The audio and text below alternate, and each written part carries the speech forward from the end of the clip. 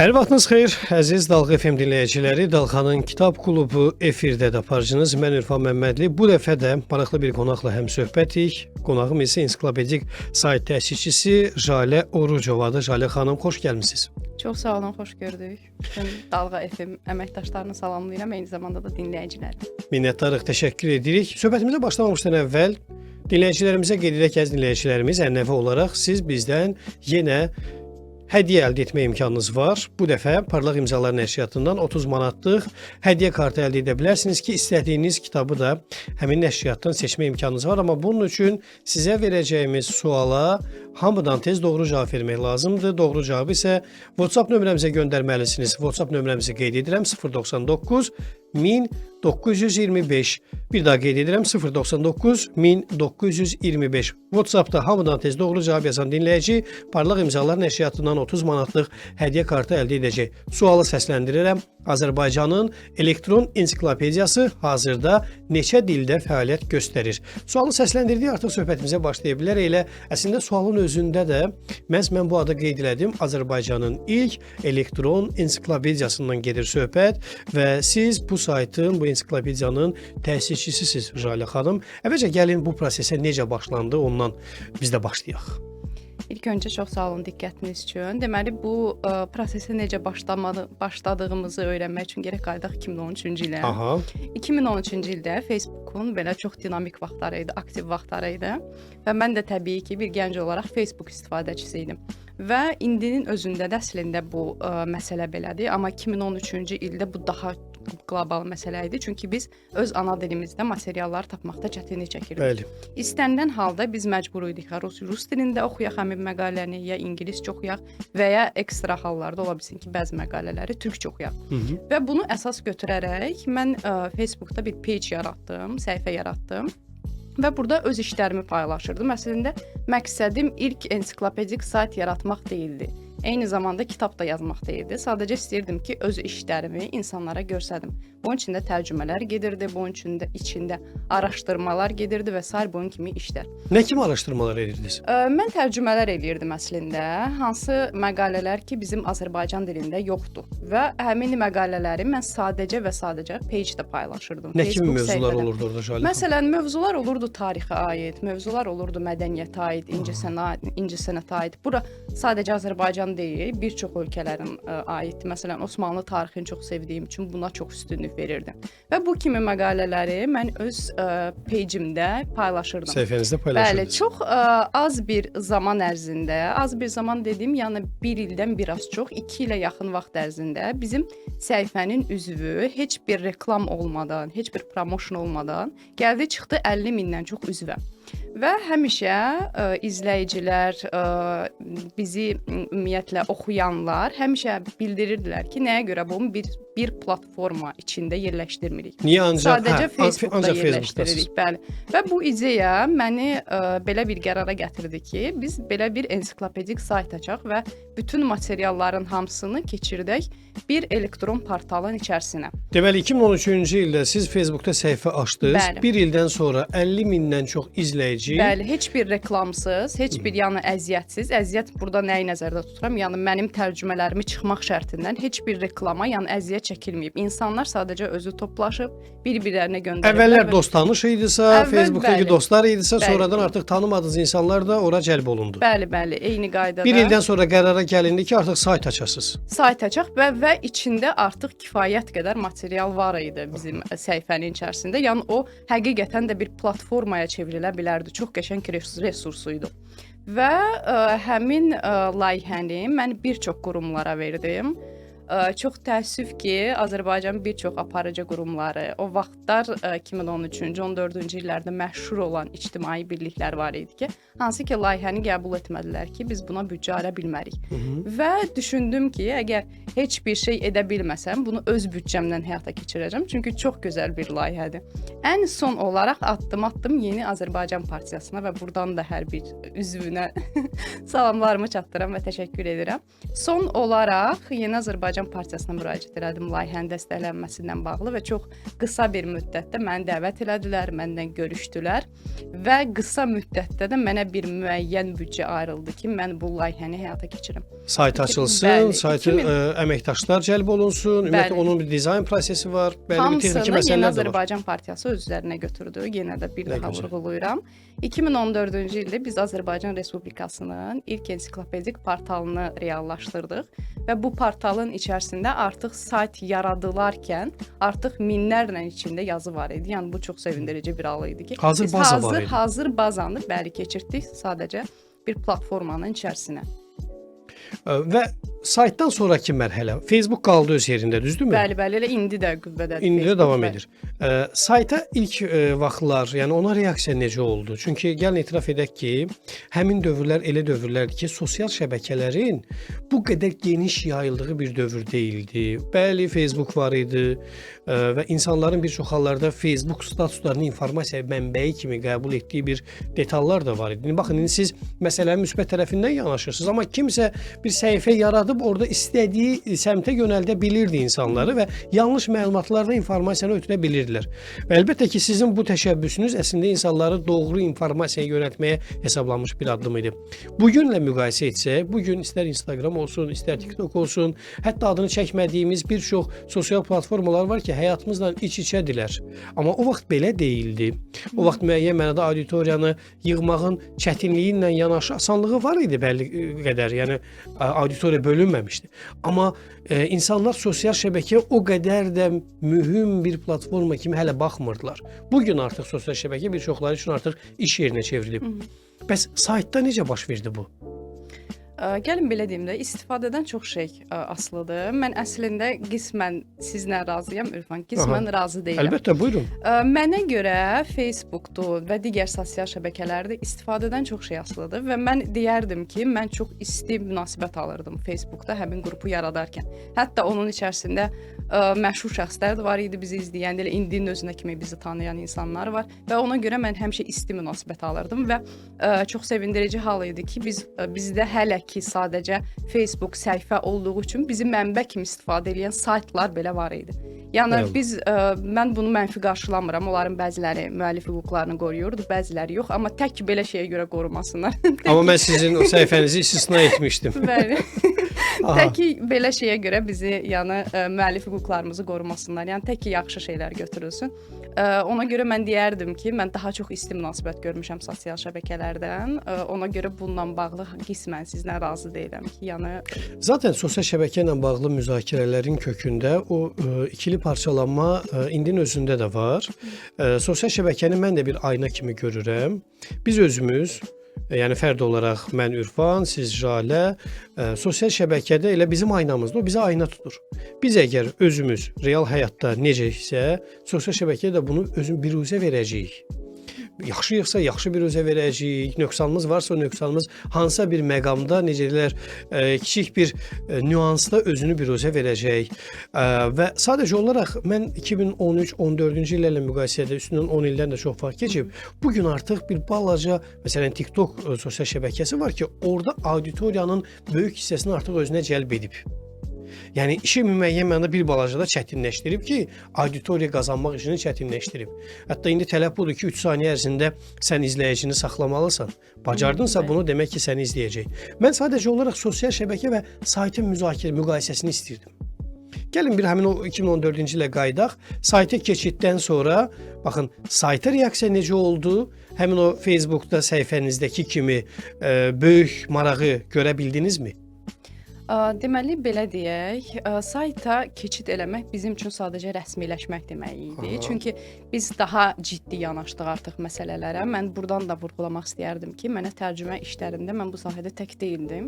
Mənə Azərbaycanın xaricdə yaşayan gəncləri kömək eləyirdi, dünya Azərbaycanlıları mənə kömək eləyirdi və saytda qoyulan yazıların demək olar ki, hazırda da yenə eyni şey, hazırda da %70% dilimizə ilk dəfə tərcümə olunmuş yazılardır. Və bu bir növ Wikipediyanın inkişafına da təsir göstərdi. Çünki bizdən artıq rəsmi olaraq istifadə olunurdu mənbə olaraq. hər hansı bir yazı qoyulurdusa Wikipediyaya, məsələn, orada mənbə olaraq biz göstərilirdik. Yəni indinin özündə də belədir ki, yəni biz copy paste məsələsi var. Biz bundan istifadə eləmirik indinin özündə də. Yəni kiminsə məhsulunu kopyalayıb ora qoymuruq. Biz yəni birbaşa tərcümə işlərindən məşğuluq və çox sevindiricidir ki, bu tərcümələr sırf olaraq ilk olaraq bizim tərəfimizdən həyata keçirilir. Jalə xanım, bəs yeni informasiyanın yaradılması necə? Məsələn, Azərbaycan tarixinə aid, Azərbaycan incəsənətinə, mədəniyyətinə aid informasiyaların, bunların yazı prosesi necə baş verir? Yazı prosesi əslində Azərbaycana aiddirsə daha çox üzərində mən işləyirəm. Amma digər, məsələn, Azərbaycanın bilirsiniz də kökü falan gedir farslara çıxır və ərəblərə çıxır. Bizim müharibələrimiz olub, döyüşlərimiz olub. Bununla bağlı mənə əsasən İran, fars dillərini bilən gənclər mənə kömək olublar. Ərəb dilini bilən gənclər kömək olublar. Məsələn, Çin dilindən belə tərcümələrimiz var, hansı ki, Çində yaşayan azərbaycanlılar bizə yardımcı olurlar. Amma Azərbaycana aid informasiyadır bu. Azərbaycana aid də olurdu və ya bizim dildə olmayan bir məlumat ola bilərdi. Məsələn, Çinə aid məlumatdır, amma bizim dildə mənbə olaraq, resurs olaraq heç bir yerdən tapa bilmirik. Bunun üçün mənə xaricdə yaşayan azərbaycanlıların çox böyük dəstək oldu. Zaten biz saytı da demək olar ki, onların təşəbbüsü əsasında həyata keçirdik, reallaşdırdıq. Çünki onlar həqiqətən belə ciddi mənada istəyirdilər ki, belə bir platforma Azərbaycanda yaradılsın. Azərbaycanın ilk elektron ensiklopediyasından danışırıq əziz dinləyicilərimiz. Dalğanın Kitab Klubunda qonağımız isə ensiklopedik sayt təşkiçisi Jalə Orucovadır. Biz isə sizə sual vermişik. Azərbaycanın elektron ensiklopediyası hazırda neçə dildə fəaliyyət göstərir? Bu suala hamıdan tez doğru cavab yazan dinləyici WhatsApp-da bizə bu doğru cavabı yaza bilər. 099 1925 nömrəsinə sizin doğru cavabınızı biz gözləyirik. Jalə xanım, baxın, biz o informasiyalara deyirik. Mən elə bugün sizin həmin o saytınızda bundan əvvəl də bir neçə məqaləyə göz atdım, amma diqqətimi çəkən və mənim üçün tam yeni bir informasiyanı əldə etdiyim yazılardan biri də Səbail qalası ilə bağlı idi. Bəli. Bugün artıq biz Xəzərin geri çəkildiyi bir vaxtda həmin o qalanın yerinin yavaş-yavaş üzə çıxdığını görürük və həmin o sizin saytda da hətta onun hündürlüyünə qədər, ölçülərinə qədər, tarixinə qədər nə qədər informasiya əldə etmək mümkün olubsa, o məqaləni ora yerləşdirmisiniz. Bəs yeni informasiyalar, məsələn, orada var ki, suya görə daşların üzərində oxunan yazıların bir neçəsini oxumaq mümkün olmuyor həmin o yazılar. Amma ola bilər ki, məsələn, üstündən 5 aydan sonra, 1 ildən sonra hansısa yeni bir daş tapılar və yeni informasiya əldə olunarsa, o yazıları redaktə etmə imkanlarınız olurmu? Bəli, təbii ki. Əslində bizim saytımız dizaynına yeni çıxıb. Avqust ayında biz saytı tam olaraq yenilədik və burada daha çox üstünlük verəcəyik video formata. Siz bayaq dediniz, TikTok artıq Facebooku keçib falan. Biz də bunların vizuallığa artıq önəm verirlər. Bəli, ona görə biz daha çox məqalələri çalışacağıq ki, video formatda həyata keçirəcəyik. Düzdür, biz bir neçə video yerləşdirmişik, amma bunu maksimum çoxaltmağa çalışacağıq. Siz bayaq Səbail qalasından danışdınız. Məsələn, biz əslində bu yaxın 3 ayda biz onun video rolikini çəkmək fikrindəyik ki, biz ona real olaraq, yəni insanlara göstərə bilək ki, hardadır yazı, o Səbail qalası hazırda harda yerləşir və bunun kimi digər şeylər. Yəni daha çox yeni dizaynda video formata üstünlük veririk. Çünki mən özüm belə video insanın göz yaddaşı, beyin yaddaşından daha yaxşıdır. Nəyisə görəndə daha yaxşı yadında saxlaya bilirsən. Ona görə bunu əsas götürərək biz Az saytını daha çox video formatda istəyirik reallaşdıraq. Məsələn, Argument faktı ruslarda məşhurdur. O da keçən ildən bəri eyni formata keçib. Əvvəl məsələn yazılıydı, indi daha çox video formata üstünlük verir. Jalə xanım, siz biz bu indiki məqamda Səbail qalasından danışdıq. Qısa reklam fasiləsi olacaq və reklam fasiləsində də biz sizə Dalğa FM studiyasından həmin o Səbail qalasının yerini canlı şəkildə təqdim edəcəyik. Əziz dostlar, Dalğa klubundan, Dalğanın Kitab Klubundan ayrılmayın, söhbətimiz davam edəcək. Bu efirdədir, qonağımız ensiklopedik sayt təşkiçisi Jalə Orucovadır. Əziz dinləyicilərimiz, Dalğanın Kitab Klubunda siz 30 manatlıq kitab kartı əldə etmək, hədiyyə kartı əldə etmək imkanınız var. Bunun üçün səsləndirəcəyimiz suala hamıdan tez doğru cavab vermək lazımdır. Sualımız isə belədir ki, Azərbaycanın ilk elektron ensiklopediyası neçə dildə fəaliyyət göstərir? Söhbət hazırki dövründən gedir. Bu arada bizim sualımızla bağlı dinləyicilərin bir neçəsinin tərəddüd yaşadığı bildirilir. 7 cavabı gəlir. Sizin axtardığınız ilk elektron ensiklopediya deyil. Biz isə Azərbaycanın ilk elektron ensiklopediyasından danışırıq. danışırıq, hansı ki, təsisçisi hazırda bizim qonağımızdır. Jalə Orucova studiyamızın qonağıdır. Jalə xanım, baxın, bir daha gəlin elə həmin o sayt barədə bir detala da toxunaq. Saytın fəaliyyəti və 2014-cü ildən qeyd elədiniz ki, açıldı. Artıq 12 ilə yaxın bir müddətdir. 12 il müddətində neçə məqalə, neçə informasiya, neçə mətn, material yerləşdirmə imkanınız oldu sayta? Deməli, bizdə hazırda minlərlə saytda yazı var, amma dediyim kimi, bunların müəyyən hissəsini biz hələ saytın yeni dizaynına köçürmə eləməmişik. Çünki dediyim kimi bir video formata keçmək istəyirik və video formatda biz artıq məqalədə, tekstdə yazdığımız sözləri, mətnləri artıq səsləndirmək istəyirik. Yəni insanlara vizual olaraq çatdırmaq istəyirik və bu ilk birinci rüb üçün nəzərdə tutulub. Biz mart ayına qədər bir çox yazıları artıq video formata keçirəcəyik ki, insanların yaddaşında qalsın. Bizim elə TikTok səhifəmiz də var, saytın TikTok səhifəsi də var. Biz orada da elə yayımlayırıq həmin videoları, eyni zamanda da saytın içərisinə qoyuruq. Sayta daxil olanda zaten artıq orada seçilmiş videolar punktunda siz hardasa 20-yə yaxın video görə bilərsiniz. Neçə hansı sosial platformalarda olacaq? Yəni TikTok-u qeyd elədiniz, başqası TikTokda var? digərlərində artıq var idi zaten. Biz Facebookla başladığımız üçün Facebook artıq bizdə uzun zamandır fəaliyyət göstərir, amma TikToka yeni daxil olmuşuq. TikToka elə saytın dizaynına yeni hazırlayarkən söhbət gedir avqust ayından. Biz avqust ayından daxil olmuşuq və saytın artıq yeni görüntüsündə siz orada bundan sonra daha çox videolara rast gələcəksiniz. Instagramda necə? Instagramda da var artıq yoxsa sırf video şəklində? Instagram bizdə heç vaxt olmayıb.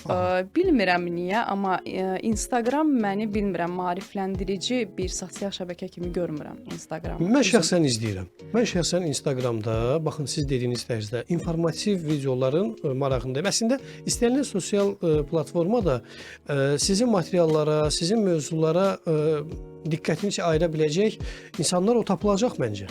Tapılacaq, mən sizlə Düşünmək olar məncə bunun üzərində. Məncə də tapılacaq bu cür insanlar, hansı ki Instagram üzərindən də oxumaq istəyirlər.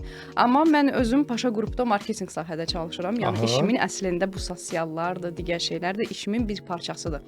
Və mən görürəm ki, Instagram sosial şəbəkəsində insanlar maarifləndirici məqalələri o qədər də çox oxumurlar. Yəni bu bizim məqalə şəklində deyirsiniz. İstənilən halda video formatında olsa belə, TikTok daha çox effektivdir video formatda, nəinki Instagram.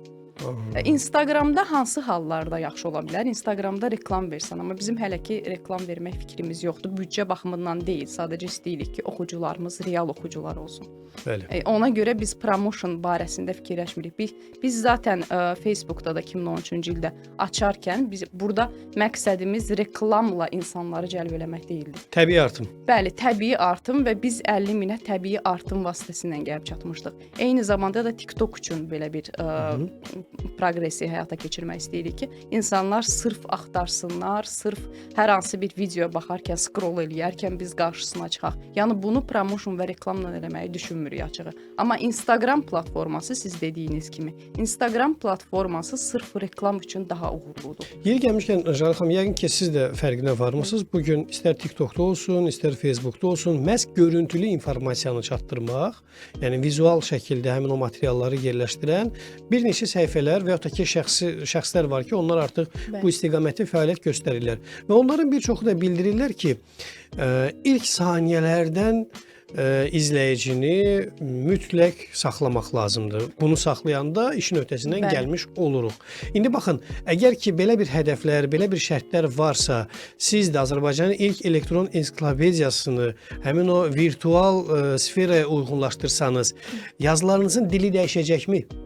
Təbii ki, dili dəyişəcək, çünki video dili fərqlidir, sayt dili fərqlidir, tekst dili, kitab dili hamısı fərqlidir. Təbii ki, videoda insanı saxlamaq üçün təbii ki, ilk olaraq təsirli cümlələrdən istifadə etmək lazımdır. Məsələn, biz kitab dilində hər hansı bir əsas cümləyə məqalənin ortasında rast gəliriksə, video formatda bunu artıq əvvələ verməliyik. Təbii ki, bu normaldır ki, video format artıq fərqli danışıq üslubuna keçmək lazımdır ki, hansı ki, sən izləyicini orada real olaraq saxlaya bilərsən. Mən bundan tamamilə razıyam ki, videonun yazı, danışıq dili fərqlidir, nəinki kitabın, tekstin yazı dili.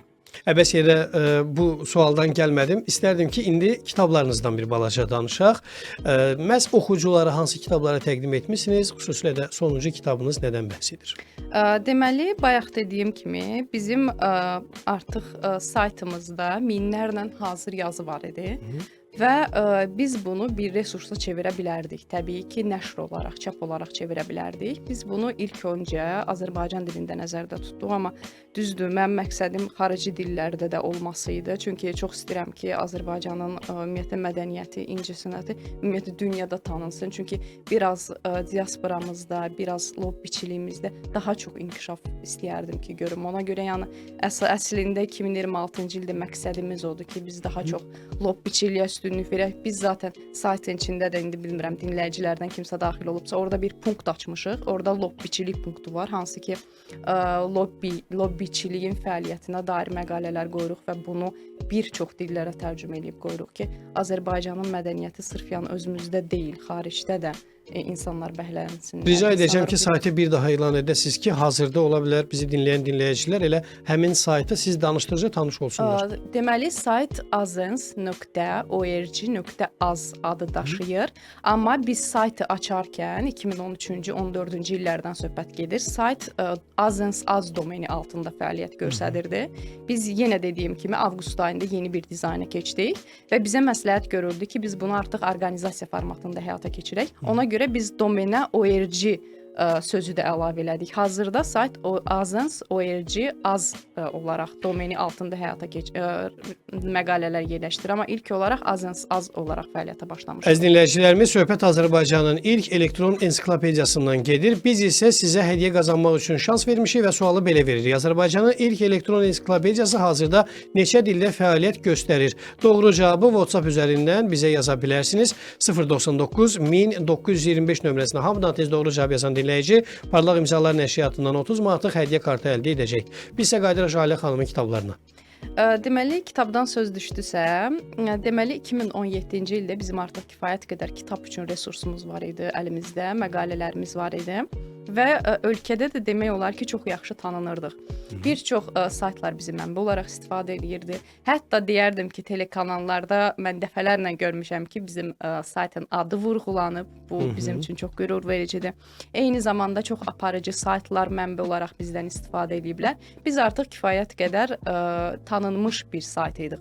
Və 2017-ci, 18-ci illərdə dövlətin dəstəyi ilə biz Azərbaycan mini ensiklopediya, Azərbaycan Respublikasının ilk ensiklopedik saytı əsasında çap elədik və bu kitab hazırda Librafda satışdadır. Əgər kimsə əldə eləmək istəsə, əldə eləyə bilər. Amma onu deyim ki, kitab sadəcə Azərbaycanda deyil, eyni zamanda Tehranda və Təbrizdə də satışdadır və onu qeyd eləyim ki, əsas olaraq İranda Azərbaycan dilli kitablar çox yaxşı satılır. Yəni mən özüm bir satış... Soydaşlarımızın sayının çoxluğunu da burada nəzərə almaq lazım. Tehranda və Təbrizdə daha çox deyərdim ki, Təbrizdə Azərbaycan dilli kitablara çox üstünlük verilir. Eyni zamanda bizim bu kitab da hazırda yalnız Azərbaycanda deyil, regionlarımızda deyil, Bakıda deyil, eyni zamanda Tehran və Təbrizdə də satışdadır. Sonuncu kitabınızın adını bir daha istərdim qeyd eləyəsiniz. Həqiqətlər adlı mini ensiklopediya hazırda Azərbaycanda bütün regionlarda satışdadır. Şəbəkə olaraq Librafda satışdadır və dediyim kimi Tehran və Təbrizdə bir çox kitab mağazalarında bu kitabı tapmaq mümkündür. Təqribən 1 dəqiqə vaxtımız qalıb artıq söhbətimizin yekunlaşmasına. İstərdim bu 1 dəqiqədə növbəti hədəfləriniz barədə bizə danışasınız. Həm sayt olaraq, həm də şəxsi yeni kitablar barədə. Deməli, hazırda bir əsər üzərində işləyirəm. Bu düzdür, saytıma aid deyil, şəxsi məsələdir. Amma əsərin yaradılması o qədər də asan bir şey deyil. Çünki bir var əsər dili, ədəbi dil, bir var yazdığımız məlumatlandırıcı dil. Bədii əsərdən gedir burada artıq söhbət. Bədii əsərdən bəli söhbət gedir. Burada tam istəyirəm ki, açmayım mövzunu, amma biraz qısa olaraq spoiler vermək istəyərdim ki, 2-ci Qarabağ müharibəsinə dairdir və yazdığım əsərin qəhrəmanı hazırda həyatda deyil, amma onun ətrafında olan insanlar, onun döyüş yoldaşları mənə bu əsəri ərsəyə gətirməmə çox kömək edirlər. Artıq 19 aydır əsəri yazıram, çox gülməli görsənə bilər. Amma bu il marta qədər, aprelə qədər bitirmək istəyirəm. Yəni əsər üçün əslində normaldır bu. Əsəri bir ildən çox müddətə yazırsan. danışasan, amma bu canlı insanlarla artıq danışıq olanda daha proses çətinləşir, çünki real hadisə üzərində yazılır. Jalə xanım, demək ki, bizim sualımıza doğru cavab verən dinləyicilərimiz var, amma ilk doğru cavabı 5485 sonluqlu nömrədən dinləyicimiz verib. Sualımız isə belə idi ki, Azərbaycanın ilk elektron ensiklopediyası hazırda neçə dildə fəaliyyət göstərir? Cavabı sizin dilinizdən eşidək Jalə xanım. Təbii ki, Azərbaycan Respublikasının ilk ensiklopedik saytı 2 dildə fəaliyyət göstərir, Azərbaycan və ingilis dilində, amma saytı açarkən sayt ancaq Azərbaycanca fəaliyyət göstərirdi. Biz avqust ayından artıq ingilis dilinə də çevirmişik. Dediyim kimi, lobbiçilik və diasporanı inkişaf elətdirmək məqsədi ilə biz mədəni, incəsənətə aid məqalələrimizi ingilis dilində də təbliğ edirik. Ona görə hazırda 2 dildə fəaliyyət göstərir, amma çox istəyərdim ki, o yanlış yazanlar da inşallah həyata keçsin. 7 dil olsun və deyir. biz 7 dildə fəaliyyət göstərək. Əziz dostlar, Dalğanın Kitab Klubunda qonağımız ensiklopedik sayt təşkiçisi Jalə Orucova idi. Siz Dalğa FM-in hazırda Kitab Klubunu dinlədiniz. Biz gələn həftə eyni vaxtda yenidən görüşəcəyik. Özünüzə yaxşı baxın. Hələlik deyirik.